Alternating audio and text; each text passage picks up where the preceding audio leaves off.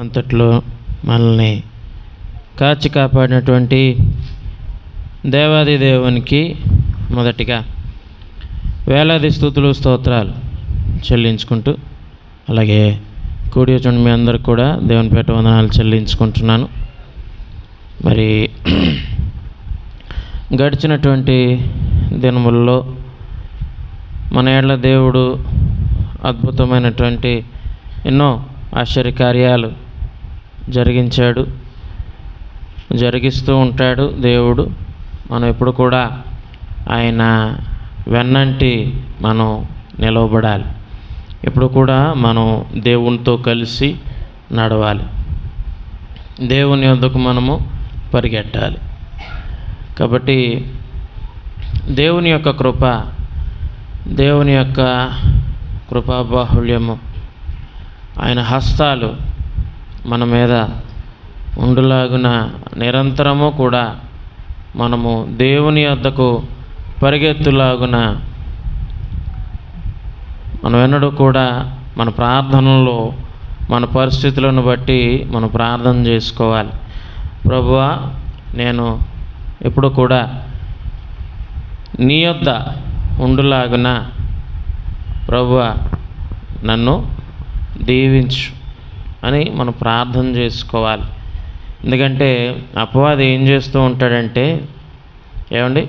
అపవాది ఏం చేస్తూ ఉంటాడంటే మనల్ని దేవుని నుంచి దూరపరచడానికి అనేకమైనటువంటి ప్రయత్నాలు చేస్తూ ఉంటాడు. చాలా రకాలైనటువంటి ప్రయత్నాలు చేస్తూ ఉంటాడు. ఇవన్నీ కూడా ఎలా జయించాలి వాటి నుంచి అంటే ప్రార్థన ద్వారా జయించాలి. అలాగే ఇందాక మనం చదివాం కీర్తన 84వ కీర్తనలో ఉంటుంది కదా, 84వ కీర్తన 10వ చరణంలో,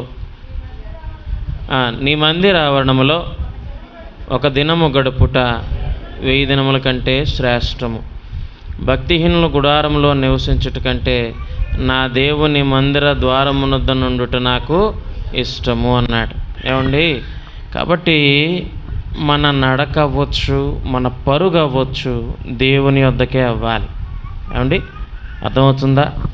మన నడక అవ్వచ్చు, మన పరుగు అవ్వచ్చు, దేవుని వద్దకే ఆ యొక్క దారి అయ్యి ఉండాలి. కాబట్టి కీర్తనకారుడు అంటాడు, 139వ కీర్తన 7వ చరణంలో అంటాడు, నీ ఆత్మ యొద్ద నుండి నేను ఎక్కడికి పోవుదును, నీ సన్నిధి నుండి నేను ఎక్కడికి పారిపోవుదును అంటాడు. ఏమంటున్నాడండి? నీ ఆత్మ యొద్ద నుండి నేను ఎక్కడికి పోవుదును, నీ సన్నిధి నుంచి నేను ఎక్కడికి పారిపోవుదును అంటాడు. కాబట్టి పరిగెట్టడం, పారిపోవడం వేరు కదండి. పరిగెట్టడం, పారిపోవడం వేరు. పరిగెట్టడం వేరు, పారిపోవడం వేరు. పారిపోవడం అంటే దూరంగా వెళ్ళిపోవడం అంటే తప్పు చేసినటువంటి వాడే పారిపోతాడు, అంతే కదా. తప్పు చేసినటువంటి వాడే పారిపోతాడు. మరి పరిగెత్తడం అంటే దేనైనా అందుకోవడం కోసం మనం ఏదైనా ఒక ప్రదేశానికి త్వరగా చేరుకోవడం కోసం మనం పరిగెడుతూ ఉంటాం.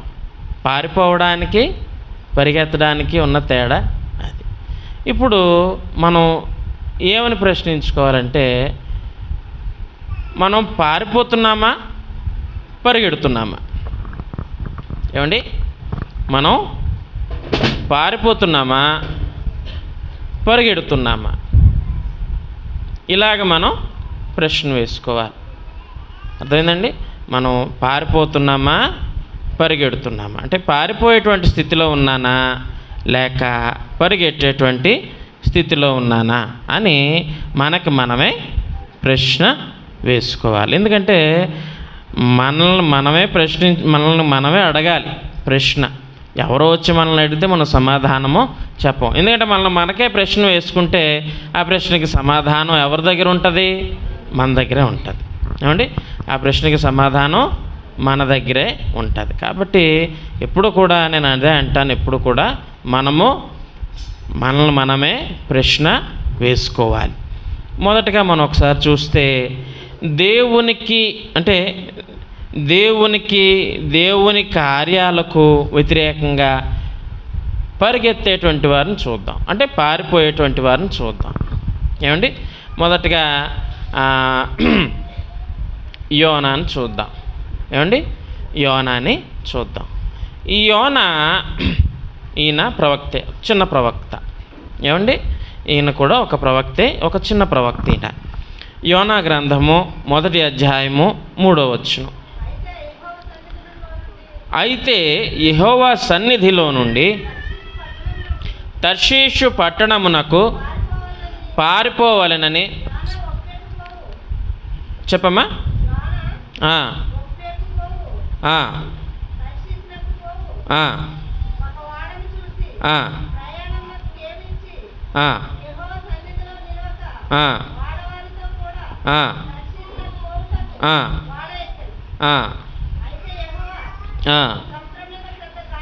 చాలు చాలు చాలు చాలు. చూడండి, ఇక్కడ దేవుడు యోనాకి ఏం చెప్పాడండి? ఎక్కడికి వెళ్ళమని చెప్పాడు అంటే, ఇక్కడ చూడండి, మనకున్న వాక్యాన్ని ఒకసారి చూద్దాం. అయితే యెహోవా సన్నిధిలో నుండి తర్షీషు పట్టణమునకు పారిపోవలెనని ఎప్పేకు పోయి తర్షీషునకు పోవు ఒక ఓడను చూచి ప్రయాణమునకు కేవు ఇచ్చి యెహోవా సన్నిధిలో నిలువక ఓడవారితో కూడి తర్షీషునకు పారిపోవుటకు ఓడ ఎక్కెను. చూసారండి? దేవుడు ఏం చెప్పాడు? బాబు, నువ్వు నినివే వెళ్ళు, అక్కడున్నటువంటి ప్రజలు చాలా భయంకరమైనటువంటి పాపంలో ఉన్నారు, వారిని నేను నాశనం చేస్తానని నా మాటగా చెప్పు, వెళ్ళి అక్కడికి అని అన్నాడు దేవుడు. ఏమన్నాడండి? నినివేకి వెళ్ళి నేను వారిని నాశనం చేయబోతున్నానని నా మాటగా నీవు వారికి చెప్పు అని దేవుడు ఎవరికి చెప్పాడండి? యోనాకి చెప్పాడు. చెప్తే మరి దేవుడు యోనాకి ఎందుకు చెప్పాడు అక్కడ? యోనాకి ఎందుకు చెప్పాడు అక్కడ అంటే, యోనా దేవుని వాడు కాబట్టి. అంతే కదండి? ఇప్పుడు మనకు బాగా కావలసిన వారికే కదండి ఒక విషయాన్ని చెప్తాం మనం, అవునా? మనకు బాగా కావలసినటువంటి వారు, మనకి అయినటువంటి వారికి మాత్రమే కదా మనం ఏమైనా విషయాలు చెప్తాం. ఇలా చేయి, అలా చేయి, అలా ఉండు, ఇలా ఉండు, వాళ్ళకే కదా చెప్తాం. బయట వాళ్ళకి చెప్తే వింటారేంటి? ఇక్కడ యోనా దేవుని బిడ్డ, అందులోనూ దేవుని ప్రవక్త. దేవుడు చెప్పినటువంటి మాటల్ని ప్రజలకు చెప్పేటువంటి వాడే ప్రవక్త కదండి, అవునా కదా? దేవుడు ఎన్నుకున్నటువంటి వాడు, దేవుడు చెప్పేటువంటి విషయాలు, భవిష్యత్తులో ఏం జరగబోతుంది, ఎలా ఉండాలి అని చెప్పేటువంటి వాడు ప్రవక్త. దేవుని మాటల్ని చెప్పేటువంటి వాడు. దేవుని బిడ్డగా ఉన్నటువంటి, దేవునికి చెందినటువంటి వాడుగా ఉన్నటువంటి యోనాకి దేవుడు ఆయన వాక్కు ప్రత్యక్షమై, ఇదిగో నినివేకి వెళ్ళి నేను వారిని నాశనం చేస్తానని చెప్పు. ఎందుకు నాశనం చేయాలి అంటే గనక, ఎందుకు నాశనం చేస్తాను నేను అని అంటున్నాడంటే గనక, అక్కడ విపరీతమైనటువంటి పాపము పెరిగిపోయింది కాబట్టి నువ్వు అక్కడికి వెళ్ళి ఇది నా మాటగా నీవు వారితో చెప్పు అని అన్నాడు దేవుడు. అందుకు యోనా ఏం చేశాడంటే తన తెలివిని ఉపయోగించాడు. ఏం చేశాడండి? తన తెలివిని ఉపయోగించాడు. అమ్మో, నేను ఇప్పుడు నినివేకి వెళ్ళి ఇది దేవుని వాక్కు, దేవుడు మిమ్మల్ని నాశనం చేస్తాడు అని నేను వారికి చెప్తే వాళ్ళందరూ కట్టకట్టుకొచ్చి నన్ను కొట్టేస్తారేమో, వాళ్ళందరూ కట్టకట్టుకొచ్చి నన్ను చంపేస్తారేమో అని భయపడి, లేదు నేను నినివేకి వెళ్ళను, తర్షీషుకి పోతాను. ఎక్కడ పోతాను? తర్షీషుకి పోతానని ఎప్పేకి వెళ్ళి అక్కడ ఓడకి ఎక్కడానికి డబ్బులు కట్టి, ఏమండి డబ్బులు కట్టి ఓడ ఎక్కాడంటే అండి. నేను మీకు ఇలాగ ఎందుకు చెప్తున్నాను తెలుసా? ఒక కథలా చెప్తున్నాను మీకు, కొంచెం జాగ్రత్తగా బుర్రలోకి వెళ్తుందండి. ఏమండి ఓడెక్కాడంట. ఓడెక్కితే మనకి అక్కడి నుంచి కథ అంతా తెలుసు కదా. ఓడెక్కిన తర్వాత ఏమవుద్ది, సముద్రం అతలాకుతలం అయిపోద్ది. ఈయన్నేమో సముద్రంలో పడేస్తారు, చేప మింగేస్తుంది. ఆ తర్వాత ఆయన ప్రార్థన చేసుకుంటాడు, రియలైజ్ అవుతాడు, అంటే తన తప్పు తను తెలుసుకుంటాడు, ప్రభువా క్షమించి అంటాడు. ఆ చేప అతన్ని డైజెస్ట్ చేసుకోకుండా, అతను అరిగించుకోకుండా నినవే పట్టణం సముద్రం ఒడ్డుకి వెళ్ళి కక్కేస్తుంది. అక్కడ శుభ్రంగా ఒళ్ళు కడుక్కొని అక్కడికి వెళ్ళి దేవుడు చెప్పిన మాట చెప్తాడు. ఇదంతా తర్వాత కదా. ఇప్పుడు ముందు నేను చెప్పేది ఏంటి, ఏం చేశాడండి యోనా? పారిపోయాడు. ఏం చేశాడండి యోనా?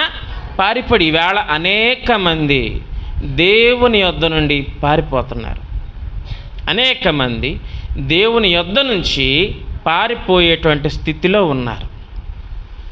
ఏమండి? పారిపోతున్నారు దేవుని దగ్గర నుంచి. దేవుని దగ్గర నుంచి ఎలా పారిపోతారు? దేవుని దగ్గర నుంచి పారిపోవడం అంటే ఏంటి? ఇక్కడ యోనా ఏం చేశాడు? యోనా ఏం చేశాడండి? ఇక్కడ మాట వినలేదు. ఏం చేశాడు? మాట వినలేదు. మాట వినకపోవుట పాపము, ఆజ్ఞను అతిక్రమించుట పాపం. ఒక ఆజ్ఞ ఇచ్చాడు, ఆజ్ఞాపించాడు. యోనా, నువ్వు నినవేకి వెళ్ళి వారిని నాశనం చేస్తానని చెప్పు.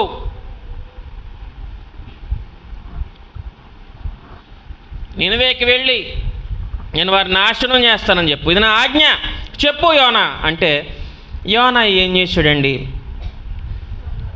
సొంత బుద్ధిని ఉపయోగించాడు. అందుకే ఇలా ఉపయోగించారు కాబట్టి అనేక మంది పాడైపోయారనే దేవుడు మనకి మరలా వాక్యంలో చెప్తున్నాడు. నీ స్వబుద్ధిని ఆధారము చేసుకోనక అని అంటాడు. నీ సొంత బుద్ధిని ఉపయోగించదు. నువ్వు సొంత బుద్ధిని ఎప్పుడైతే ఉపయోగించావో దేవునికి దూరం అయిపోతావు. హల్లెలూయా. దేవునికి దూరం అయిపోతావు. దేవునికి దగ్గరగా ఉండేలా చూసుకోవాలి మనం. దేవుడు మనకి దగ్గరగా ఉండేలా చూసుకోవాలి.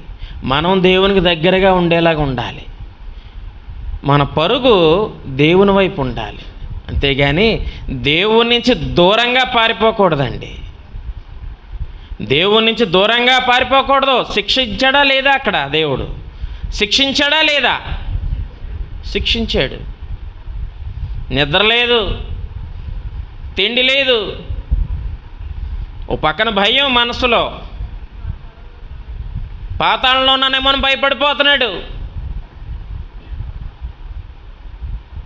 కానీ దేవుడు క్షమిస్తాడు కూడా. దేవుడు క్షమిస్తాడు కూడా. తన తప్పును ఒప్పుకున్నాడు అక్కడ. ప్రభా నన్ను క్షమించు. కానీ అంతకుముందు చేసిన పని ఏంటి? దేవుని నుంచి దూరంగా పారిపోయాడు. దేవుని నుంచి దూరంగా పారిపోయాడు. నువ్వు పారిపోతున్నాను అనుకుంటున్నావు, కానీ నిన్ను ఆయన చూస్తాడు. ఎక్కడి నుంచి పారిపోతావు? దేవుని నుంచా? ఎంత దూరం పారిపోతావు? ఎంత దూరం పారిపోతావు? నువ్వు కలుగులో ఉన్నా సరే నీ పట్టుకు లాగుతాడు బయటికి దేవుడు. ఏం దేవుని దగ్గర నుంచి పారిపోవడం అంటే ఆటలా మాటలా? ఏమండి? దేవుణ్ణి ఎప్పుడు మనం తక్కువగా అంచనా వేయకూడదు. ఆయన వెక్కిరించబడేటువంటి వాడు కాదు. ఇదిగో నేను దూరంగా వెళ్ళిపోయాను, ఏం చేస్తావు దేవుడా అని అంటే ఆయన వెక్కిరించబడతాడా అండి? ఇదిగో నేను బోల్డ్ మాటలంటాను నిన్ను, ఏం చేస్తావు నువ్వు అంటే ఆయన వెక్కిరించబడతాడండి? బుద్ధి చెప్తాడు. బుద్ధి చెప్తాడు. యోనాకి ఎలా బుద్ధి చెప్పాడో అలాగే నీకు చెప్తాడు. యోనాకి ఎలా బుద్ధి చెప్పాడో అలాగే. ఎందుకు దేవుడు చూడండి, ఎందుకు దేవుడు ఆయనకి దగ్గరగా ఉండమంటున్నాడు? ఎందుకు దేవుడు ఆయనకు దూరంగా మనం వెళ్ళడానికి ఇష్టపడట్లేదు అంటే చిన్న ఎగ్జాంపుల్ చెప్తాను. కోడి పిల్లలు ఉంటాయి, ఆడుకుంటూ ఉంటాయి కదండి. కోడి పిల్లలు ఆడుకుంటూ ఉంటాయి. కోడి గుడ్లు పెడితే ఒకేసారి ఒక 5, 6, 7 పెడతా ఉంటుంది కదండి. కొంచెం ఎక్కువే పెడుతుంది, కొన్నిసార్లు 2, 3 అన్నా పెడుతుంది. ఏమండి? కొంచెం ఎక్కువగానే పెడుతుంది కదా. నాకు వాటి కౌంట్ తెలియదు, నేను పెంచలేదు ఎప్పుడు. మరి మీరు అలా చూస్తుంటే ఒకటిగానే పెడుతుందేమో నేను అనుకుంటున్నాను. ఏదో రోజుకో గుడ్డు చొప్పున పెడుతుంది కదమ్మా. పెడుతుందా పెట్టదా? ఒకేసారి డజన్ పెట్టేస్తుందని నేను అనలేదు. కనీసం ఓ గుడ్డు పెడితే కనీసం ఒక 6, 7 గుడ్లు పొదుగుతుందా పోదా? మరి చెప్పరా నన్ను అలా చూస్తుంటే? నాకు కౌంట్ తెలియదు, నేను ఎప్పుడు పెంచలేదు కదా, అందుకే. ఓకే, మొత్తానికి దాని కష్టం చొప్పున రోజుకో గుడ్డు పెట్టింది. అది రోజుకో గుడ్డు పెట్టి ఒక 6 7 లేకపోతే 5 పెట్టింది, పొదిగింది. పిల్లలు వచ్చాయి, ఆడుకుంటున్నాయి, బయట చక్కగా ఆడుకుంటున్నప్పుడు మనది ఒక జీవన విధానం ఎలా ఉంటుందంటే, లైఫ్ సైకిల్ ఎలా ఉంటుందంటే, ఒకటి బ్రతకాలి అంటే ఒకటి చనిపోవాలి. ఇది లైఫ్ సైకిల్ కదండి. మనం అంతే, మనం బ్రతకాలంటే ఏదో ఒకదాన్ని తినాలి. మొక్కలు తినాలి, ఆకుకూరలు తినాలి. ఏమండి, ఆ మొక్కలు ఏముందిలేంటే మొక్కలకు ప్రాణం ఉంది, మొక్కలకే ప్రాణం ఉంది. ఏమండి, దాన్ని చంపినట్టే, మరి దాన్ని చంపినట్టే. ఏమండి, సో ఇదెంత లైఫ్ సైకిల్. ఒక గ్రద్ద లేకపోతే ఒక కాకి ఎగురుతుంది. ఏం చేస్తుంది తల్లి? వెంటనే రెక్కలు ఇలాగా చాపేస్తుంది. చాపి ఏం చేస్తుందండి? పిల్లలన్నిటిని దాచేస్తుంది. అలాగే వర్షం పడుతుంది, ఏం చేస్తుంది? మరలా రెక్కలు చాపేస్తుంది, పిల్లలన్నీ తల్లి కిందకు వచ్చేస్తాయి. హల్లెలూయా. ఎందుకు? తడిసిపోకుండా. కాకి ఆ గ్రద్ద వచ్చినప్పుడు రెక్కలు చాపింది, ఎందుకు? కాపాడడానికి. దేవుడు కూడా అంతే, నిన్ను దగ్గరగా ఎందుకు ఉండమంటున్నాడు? నేను ఆయనకి దగ్గరగా ఎందుకు ఉండమంటున్నాడు? నిన్ను రక్షించడానికి, నిన్ను కాపాడడానికి, పాపంలో తడవకుండా ఉండడానికి. కానీ మనం ఏం చేస్తున్నాం? దూరంగా పారిపోతున్నాం. ఏంటి? దూరంగా పారిపోతున్నాం. ఎందుకు? దేవుని దగ్గర ఉంటే స్ట్రిక్ట్గా ఉండాలి. అదే దూరంగా వెళ్ళిపోతే స్ట్రిక్ట్గా అవసరం లేదు. దేవుని దగ్గర ఉంటే పొద్దున లెగిసి ప్రార్థన చేసుకోవాలి. దూరంగా వెళ్ళిపోతే ప్రార్థన చేసుకోక్కర్లేదు. అవునా అండి? కాదా అండి? దేవుని దగ్గర ఉంటే మంచిగా ఉండాలి, దూరంగా వెళ్ళిపోతే మంచి చేయాల్సిన అవసరం లేదు. దేవుని దగ్గర ఉంటే చెడుగా ప్రవర్తించడానికి అవకాశం లేదు, కానీ దూరంగా వెళ్ళిపోతే చెడుగా ప్రవర్తించవచ్చు. దేవుని దగ్గర ఉంటే చెడు చూపులతో చూడకూడదు, చెడు ఆలోచనలు చేయకూడదు, నీ పొరుగు అనేది ఆశించకూడదు. అదే దూరంగా వెళ్ళిపోతే అన్నీ చెయ్యొచ్చు. ఏమండి? అన్నీ చెయ్యొచ్చు. దేవుడు చెయ్యొద్దన్న అవన్నీ చెయ్యొచ్చు దూరంగా వెళ్ళిపోతే. అందుకే దూరంగా పారిపోతున్నాడు. పెద్దలు ఒక మంచి సామెత చెప్పారండి, దూరపు కొండలు నునుపు అని ఒక సామెత చెప్పారు. ఏంటి? దూరంగా వెళ్ళిపోతే దూరంగా చాలా బాగున్నది, అది ఆ కొండలు నునుపుగా ఉన్నాయి, ఇలా ఎక్కెత్తాం ఒక అడుగులు అనుకుంటావు నువ్వు. అక్కడికి వెళ్ళి చూడు, ఆ కొండ ఎంత ఎత్తు ఉంటుందో. లోపల నీ ఎనర్జీ అంతా కారిపోద్ది చెమట రూపంలో. కొంచెం దూరం ఎక్కేటప్పటికి కొండ ఎలాగ ఉంటుందండి? సాపుగా ఉంటుందండి, ఇలా ఉంటుంది కొండ. దూరం నుంచి చూస్తుంటే ఆ పచ్చగా కొండల మీద కనబడుతూ ఉంటాయి. అరే చిన్న చిన్న మొక్కలు అనుకుంటావు, తీరేళ్ళు చూస్తే అంత పెద్ద పెద్ద చెట్లు అవి. చూడండి, దేవుడి నుంచి నువ్వేదో లోకం వైపు పారిపోతున్నావు, ఏదో లోకం బాగుంటుంది అనుకుంటా. కానీ దేవుడిని దగ్గరగా ఎందుకు ఉండమంటున్నాడు? దేవుడిని దగ్గరగా ఎందుకు ఉండమంటున్నాడండి? నిన్ను రక్షించడానికి. కానీ నువ్వేం చేస్తున్నావు? తప్పులు చేసి దేవుని నుంచి దూరంగా పారిపోతున్నావు. ఆదికాండం 4వ అధ్యాయము 8వ వచనం. ఆదికాండం 4వ అధ్యాయము 8వ వచనం. కయీను తన తమ్ముడైన హేబేలుతో మాట్లాడాను. వారు పొలంలో ఉన్నప్పుడు కయీను తన తమ్ముడైన హేబేలు మీద పడి అతన్ని చంపాను. అమ్మమ్మమ్మ, ఎంత పని అయిపోయిందండి అక్కడ కదా. సొంత తమ్ముడిని చంపాడండి. ఎందుకు తమ్ముడిని చంపాడు? ఎందుకు తమ్ముడిని చంపాడంటే దేవునికి హేబేలు అర్పణ నచ్చింది. ఏమండి? హేబేలు అర్పణ దేవునికి నచ్చింది అనుకో. మంచి పాట ఉన్నది, మనం వింటూ ఉంటాం, కానీ మనం పాడలేం, కానీ నేను పాడలేను. కానీ ఏమండి, కయ్యను అర్పణ దేవునికి అంతగా నచ్చలేదు, కానీ హేబేలు అర్పణ దేవునికి నచ్చింది. ఇప్పుడు చూద్దాం 4వ అధ్యాయం, ఆదికాండం 4వ అధ్యాయము 2వ వచనంలో చూస్తే 2వ లైన్లో, హేబేలు గొర్రెల కాపరి, కయ్యను భూమిని సేద్యపరచువాడు. కొంతకాలమైన తర్వాత కయ్యను పొలము పంటలో కొంత యెహోవాకు అర్పణగా తెచ్చెను. హేబేలు కూడా తన మందలో తొలిచూలున పుట్టిన వాటిలో క్రొవ్విన వాటిని కొన్ని తెచ్చెను. యెహోవా హేబేలును అతని అర్పణను లక్ష్యపెట్టెను, కయ్యనును అతని అర్పణను లక్ష్యపెట్టలేదు.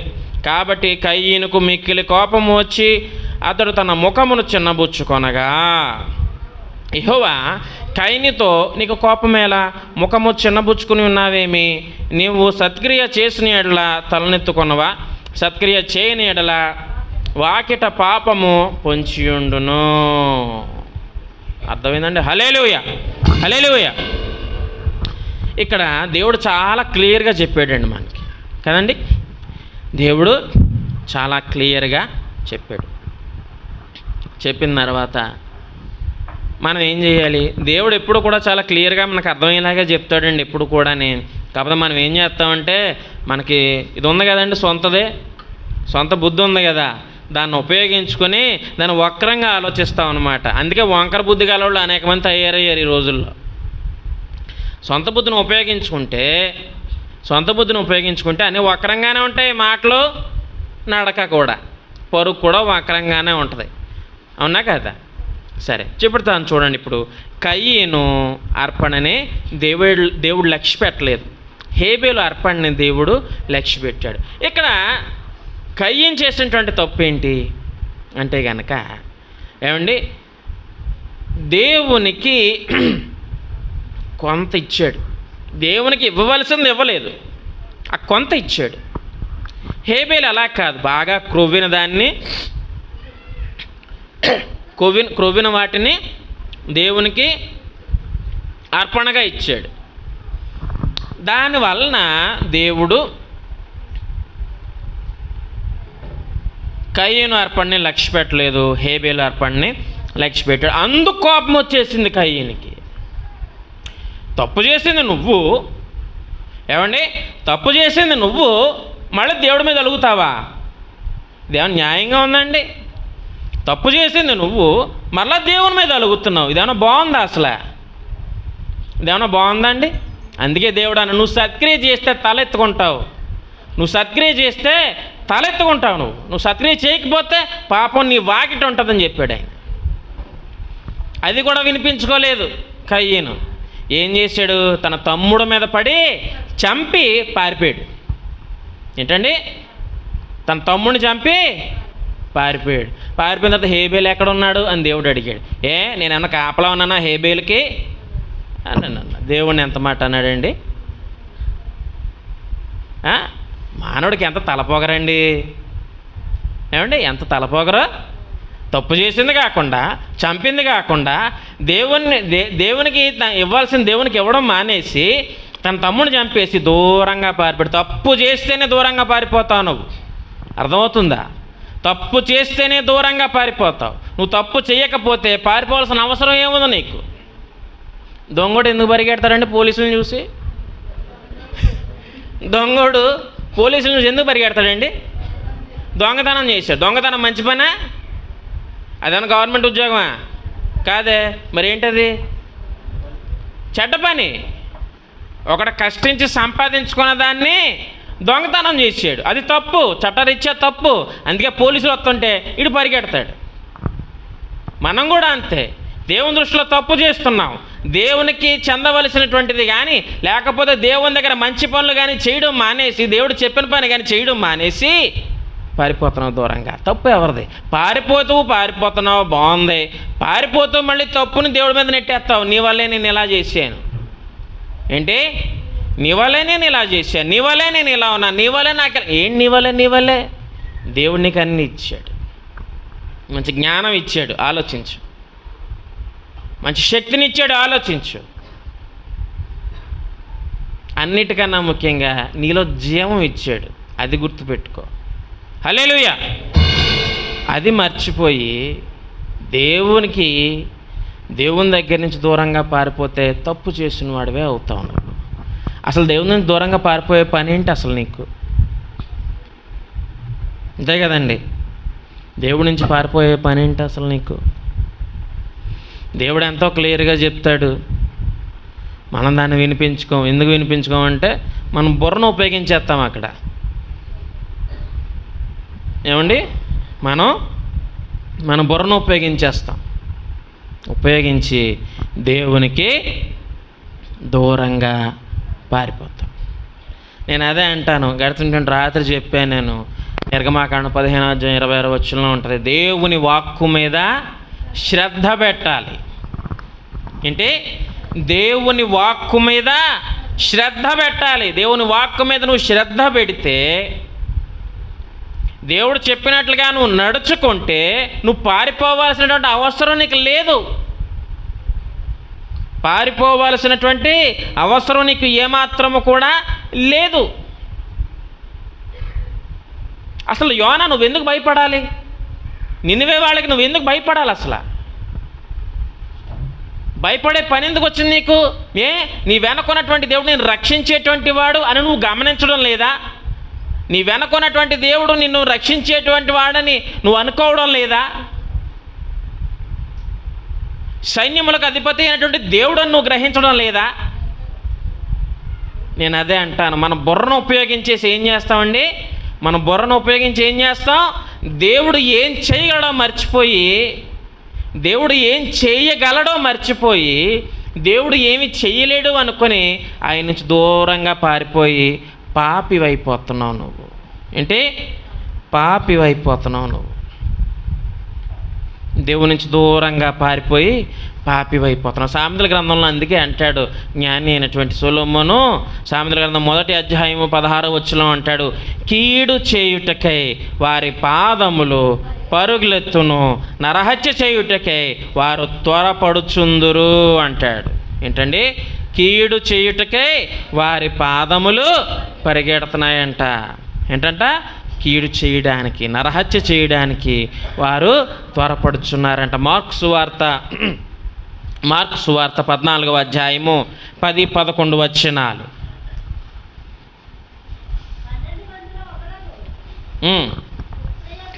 12 మందిలో ఒకడు ఇస్కరియోతు యూద ప్రధాన యాజకుల చేతికి ఆయనను అప్పగింపవలెనని వాని యొద్దకు పోగా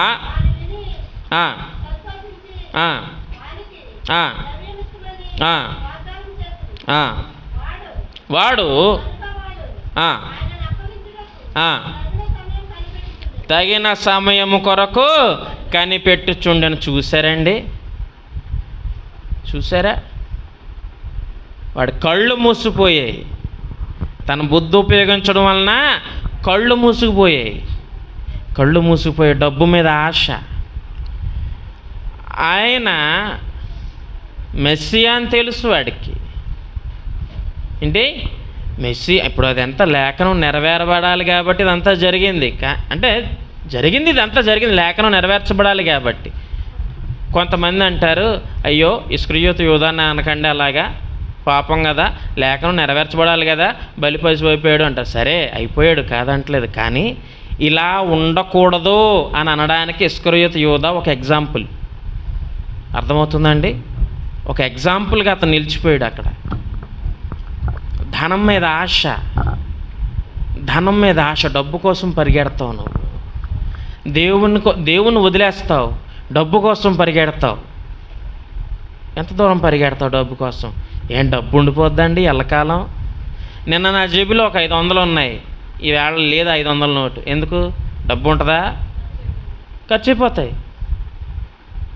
అయిపోతాయి. కానీ దేవుడు అలా కాదు. నిన్న నేడు నిరంతరము ఉన్న దేవుడు. హల్లెలూయా! దేవుడు ఎప్పుడు ఎల్లప్పుడూ నీతో ఉంటాడు. కానీ ధనం అలా కాదు. అయిపోతుంది. డబ్బు కోసం వెంపర్లాడేటువంటి వాడు దేవుని నుంచి దూరంగా పారిపోతున్నాడు. ఈ లోకం కోసం పారిపోతున్నాడు. ఈ లోకం నీకేది ఇవ్వదో, కష్టాలని నష్టాలని ఇస్తుంది. ముందు బాగానే ఉంటుంది. చాక్లెట్లు ముందు బాగానే ఉంటాయి. ఏమండి? చాక్లెట్లు ముందు బాగానే ఉంటాయి. నోటు తిని నోట్లో చాక్లెట్లు ఎట్టుకుని పడుకుని పో, కొన్ని రోజులు అలాగే పడుకుని పో, మొత్తం పళ్ళన్నీ పుచ్చిపోతాయి కదండి. మొత్తం పళ్ళన్నీ పుచ్చిపోతాయి. ఆ ముందు బయట బళ్ళు మీద ఫ్రైడ్ రైస్లు నూడిల్స్ బాగానే ఉంటాయి. లోపలికి వెళ్ళిన తర్వాత అట్లా పనితనం చూడాలంటుంది, మరి మామూలుగా ఉండదు కదండి. జంక్ ఫుడ్ అంటారు అది కదా, జంక్ ఫుడ్ అంటారు. అలాగే ఏమండి మ్యాగీ నూడిల్స్ అంటారు, ఓరియో బిస్కెట్లు అంటారు. ఇవేవి మంచివి కాదు. ఒకసారి చూడండి, అత్తమాటకు టీవీలు సీరియళ్ళు సినిమాలే కాదండి, ఇలాంటివి కూడా చూడండి ఒకసారి, తెలుస్తుంది. యవనస్తులు ఇలా రీల్స్ చూస్తుంటారు కదా, ఇలా చూస్తుంటారు కదా. అంటే మీరని కాదు, నేను అందరికీ చెప్తున్నాను సుమా. ఏమండి ఈ వీడియో ద్వారా చాలామంది చూస్తారు, వాళ్ళందరికీ చెప్తున్నాను నేను. ఇలా చూస్తారు కదా, తెల్లవారులు నిద్ర ఉండదు.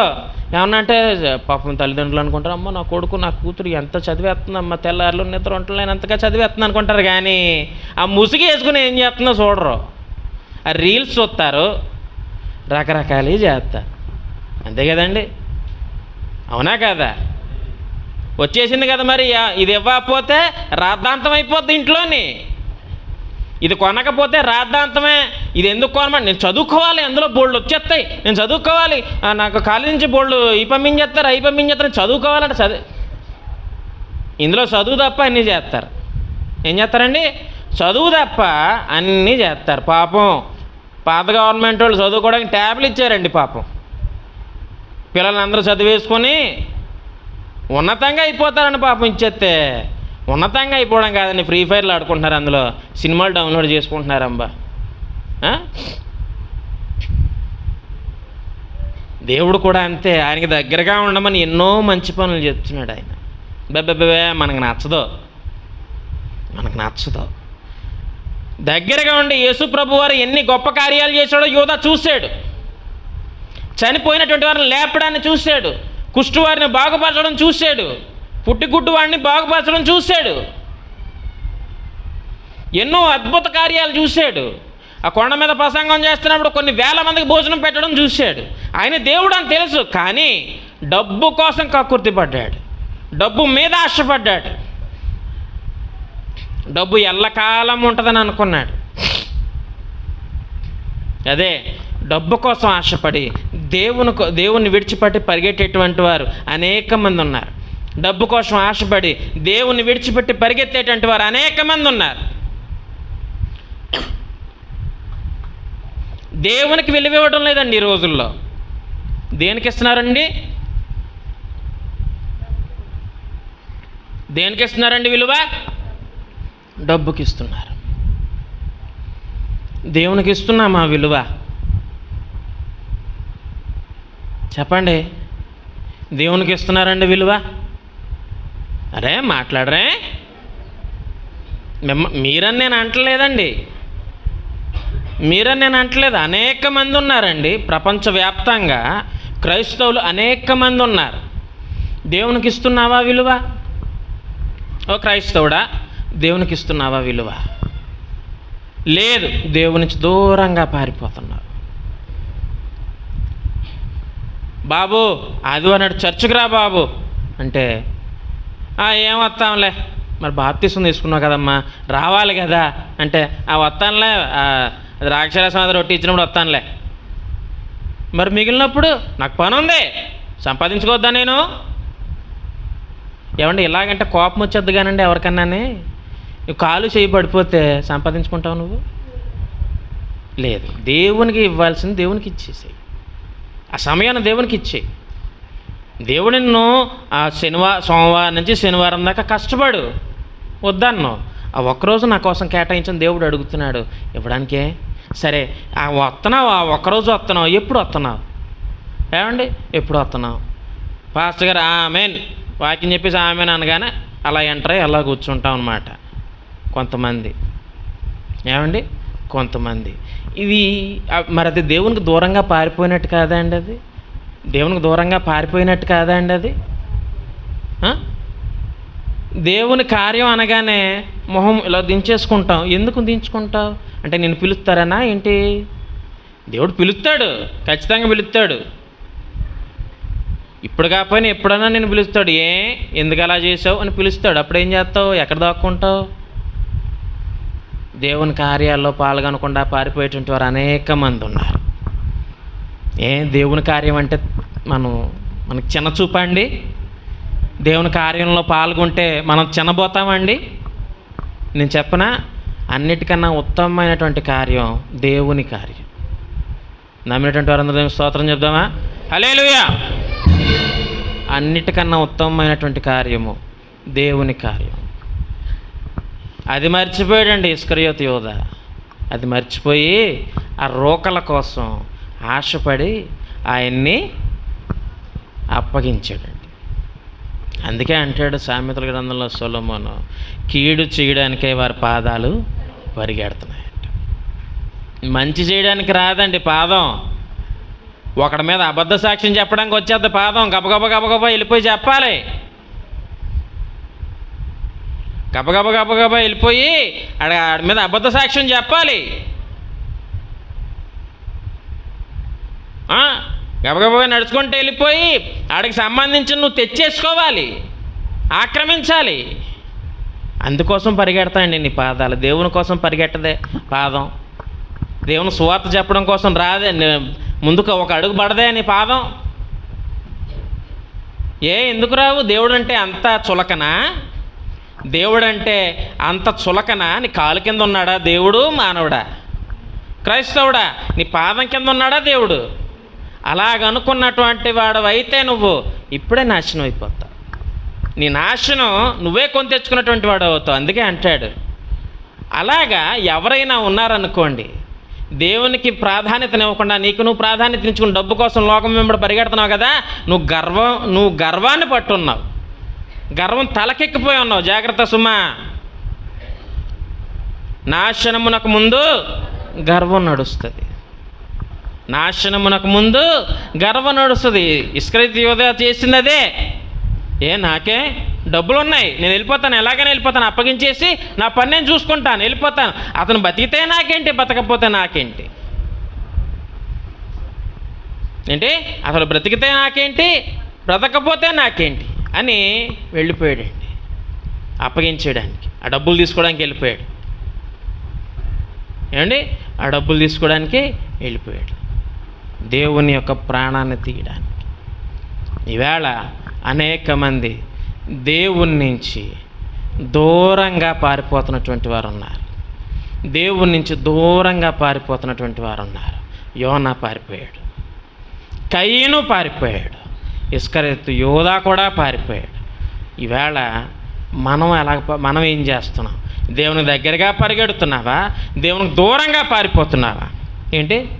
అందుకే అంటాడు కీర్తనాకారుడు మొదటి కీర్తన మొదటి చరణంలో అంటాడు, దుష్టుల ఆలోచన చెప్పున్నాడు ఒక, పాపుల మార్గము నిలువక, అపహాసకులు కూర్చున్న చోటను కూర్చుండక అని చెప్తాడు. వాళ్ళందరూ కూడా దేవుని నుంచి దూరంగా పారిపోతున్నటువంటి వారు, దేవుని నుంచి నేను దూరంగా తీసుకువెళ్ళిపోయేటువంటి వారు. అలాంటి వాళ్ళతో నువ్వు విజ్జోడిగా ఉంటే ఏమవుతుంది తెలుసా? బూడిద వస్తుంది. ఏమొస్తుంది? బూడిద వస్తుంది. ఆడ దుష్టుడు, నువ్వు దుష్టుడిగా మారిపోయి ఆడితో కాడు రాసుకుని పూసుకుని ఏమవుతుంది? జోగి రాసుకుంటే ఏమవుతుందంట? బూడిద వస్తుందంట. దానివల్ల నీకు ఉపయోగం ఉందా? లేదు. దానివల్ల నీకు ఉపయోగం లేదు. వాళ్ళు దేవుని నుంచి దూరంగా పారిపోయేటువంటి వాళ్ళు అనేక మంది ఉన్నారు. ప్రశ్నించుకో ఒకసారి. నేను దేవునికి దగ్గరగా ఉన్నానా? దేవుని కోసం పరిగెడుతున్నానా? దేవునికి దూరంగా పారిపోతున్నానా? దేవుని కోసం పరిగెడుతున్నానా? దేవుని నుంచి దూరంగా పారిపోతున్నానా? ఆలోచించుకోవాలా వద్దా? ఇవాళ దేవుని కోసం నువ్వు పరిగెడితే నువ్వేమందుకుంటావు తెలుసా? జీవ కిరీటాన్ని అందుకుంటావు. దేవుని కోసం నువ్వు పరిగెడితే ఆ పరుగు నువ్వు పరిగెట్టేటువంటి సమయంలో ఎదురు దెబ్బలు తగులుతాయి. దేవుని కోసం నువ్వు పరిగెట్టేటప్పుడు ఇరుకులు వస్తాయి, ఇబ్బందులు వస్తాయి, ఏమో నీ ప్రాణమే పోవచ్చు. కానీ నీ శరీరం, ఇప్పుడు చూడండి, శరీరం ఎప్పటికన్నా నాశనం అవుతుంది, కానీ నీ ఆత్మను దేవుడు ఆయన దగ్గరికి తీసుకుంటాడు. హల్లెలూయా. దేవుని కోసం పరిగెట్టు, లోకం కోసం కాదు. లోకం నీకేమీ ఇవ్వదు. లోకం నీకు ఏమీ ఇవ్వదు. లోకం ఇస్తున్నట్టు చూపిస్తుంది అంతే. చూడండి, కొంతమంది ఫోటోలు తీయించుకుంటుంటారు ఏదో ఇచ్చేస్తున్నట్టు, ఏం ఉండదు, ఎవరు అక్కడ. ఓ పుస్తకమో లేకపోతే ఓ బ్యాటో పట్టుకుని ఫోటో తీయించుకున్నారనుకోండి, వెళ్ళు అంటాడు. ఫోటో తీయించుకుంటాడు. ఆ బ్యాట్ ఏమన్నట్టు ఉండు ఆడు కూడా తీయించుకుంటాడు. మళ్ళీ వెళ్ళరా అదే బ్యాట్ తోటి ఒక 20-30 మంది తీయించుకుంటారు. ఉన్నది ఒకటే బ్యాట్. మరి బ్యాట్ ఇవ్వండి అంటే ఒకటే బ్యాట్ కదా, మీ అందరికీ ఒకరికి ఇచ్చామనుకో అందరూ బాధపడతారు, అందుకని బ్యాట్ తీసుకుని వెళ్ళిపోతాడు. ఏది ఇవ్వదో మనకు లోకం అలాగే చూపిస్తుంది. ఒక భూత కల్పనగా చూపిస్తూ ఉంటుంది మనకు. అక్కడ ఏమీ లేకపోయినా ఉన్నట్టు చూపిస్తుంది. తప్పిపోయిన కుమారుడు ఏం చేసాడండి? తండ్రి నుంచి దూరంగా పారిపోయాడు. ఏమైంది? తండ్రి నుంచి దూరంగా పారిపోయాడు. ఏం చేసింది లోకం? దంచి కొట్టేసింది. మామూలు కొట్టలే. ఏమండి దంచుతారు కదా, ఏం దంచుతారు? అందులో పిండి దంచుతారు, పసుపు దంచుతారు, ఇంకా ఏ ఉంటాయి కదా దంచేవి. అలా దంచేసింది శుభ్రంగానే. దంచేసిన తర్వాత కడుపు మాడిపోతుంది, ఆకలేసేస్తుంది. చివరికి పందిపుట్టు తినడానికి సిద్ధమైపోయాడు. అలాంటి స్టేజ్కి వచ్చేస్తావు దేవుని నుంచి దూరంగా పారిపోతే. అలాంటి స్టేజ్కి వచ్చేస్తావు సుమా, జ్ఞాపకం పెట్టుకో. దేవుని నుంచి దూరంగా పారిపోతే. దేవుడు అంటే ఏమనుకుంటున్నావు అసలు? దేవుడు అంటే ఏమనుకుంటున్నావు? దేవుడు నాకేం చేయట్లేదు అనుకుంటున్నావు. నువ్వు వేళ ఊపిరి పీల్చుకుంటున్నావు. దేవుడు నీకు అది ఇచ్చిన భిక్ష కాదా? ఇవాళ ఊపిరి పీల్చుకుంటున్నావు. నువ్వు నీ కాళ్ళు చేతులు పనిచేస్తున్నాయి. నీకు ఆరోగ్యం ఇచ్చాడు దేవుడు. ఏమి ఇవ్వలేదంటావేంటి దేవుడు? ఒకసారి ఆ క్యాన్సర్ వార్డుకి అలాగే ప్రాణం పోయేటువంటి స్థితిలో ఉన్నటువంటి వారి దగ్గరికి వెళ్ళి అడుగు ఒకసారి, ప్రాణం విలువేంటో చెప్తారు వాళ్ళు. దేవుడు నాకేమి ఇచ్చాడని దేవుడి మీద నింద వేస్తావు. కయ్యను అలాగే వేసాడు. నువ్వు దేవుని నుంచి దూరంగా పారిపోయి దేవుని మీద నిందలేస్తాడు. బుద్ధి లేదా? జ్ఞాపకం చేసుకో. దేవుడు నీకోసం ఏం చేశాడు జ్ఞాపకం చేసుకో. ఆలోచించు ఒకసారి, ఆలోచించుకోండి. ఒకసారి చిన్న ప్రశ్న, నేను దేవుని కోసం పరిగెడుతున్నానా, దేవుని నుంచి దూరంగా పారిపోతున్నానా అని ప్రశ్నించుకుని ఒక్కసారి నువ్వు ఎలా ఉన్నావో ఆలోచించుకుంటే దానికి సమాధానం మెదిలేస్తుంది లోపల. ఏమండి మెదులుతుందో మెదలదా? తప్పు మనలో ఉండి దేవుని అంటాకి మనం సరిపోం. అసలు దేవుని అనడానికి మనం సరిపోం అసలు. కాబట్టి ఈ మాటలు అన్నీ కూడానండి దేవుని మాటల మీద ఏం చేయాలి? శ్రద్ధ పెట్టాలి. దేవుని మాటల మీద శ్రద్ధ పెట్టాలి. చెవి యొగ్గి వినాలి దేవుని మాటల్ని. వింటే మనం ఎలా ఉండాలి ఏంటి అని దేవుడు మనకి చూపిస్తాడు, చెప్తాడు, నడిపిస్తాడు. కాబట్టి దేవుని కోసం పరిగెట్టేటువంటి వారిగా ఉందాం. దేవుని నుంచి పారిపోయేటువంటి వారిగా కాదు, కానీ దేవుని కోసం పరిగెత్తేటువంటి వారిగా అందరూ ఉండాలని నేను కోరుకుంటూ ఈ మాటలు ఎంతటితో ముగిస్తున్నాను.